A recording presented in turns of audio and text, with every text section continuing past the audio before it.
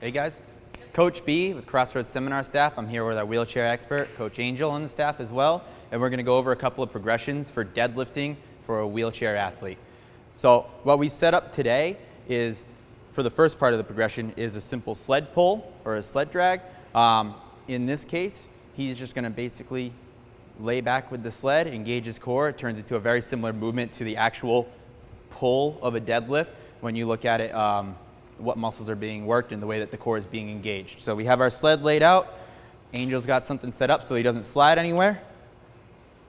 Now, a couple things to make sure you take care of is working on body position, just like working with any able-bodied athlete. You don't want any rounded backs or anything like that. So the first thing I'm going to tell Angel is go ahead, chest up nice and tall, and we're going to try to maintain that position. Now here he can lean forward as far as he can while maintaining this upright posture. If he starts to round over, I don't want him to get that extra stretch out of it. So go ahead and lean forward as far as you can, get some tension on that line, get your arms out nice and straight.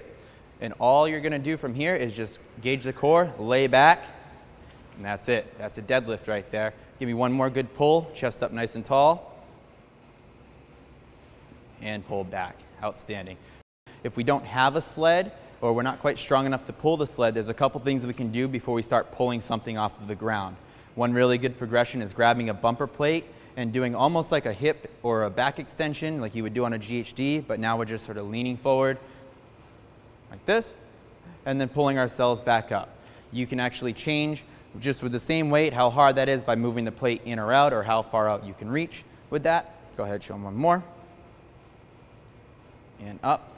Now really quick, turn to the side. You're going to notice when he does this movement, he keeps his chest up, his back is nice and tall, he's not getting extra curvature of the spine or any ridiculous curvature of the spine to try to get further and further out. You have to keep your back as straight as possible throughout the movement, just like any other deadlift.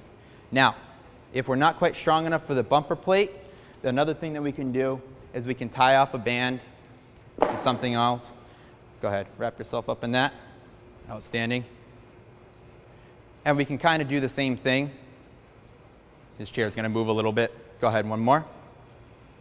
And when you do that, come up nice and slow, kind of like an eccentric or a negative sort of deadlift.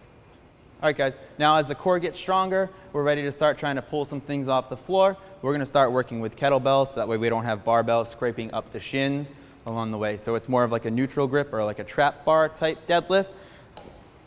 Angel's just going to set up with him slightly in front, and same rules apply. We're going to keep the chest up nice and tall, flat back, engage the core, punch the tummy out as he stands up. Now, if you're not quite mobile enough to get into this position here, we can also grab some plates or a box and start pulling off of a box, still working on that strength, but while we've developed the mobility to achieve the position.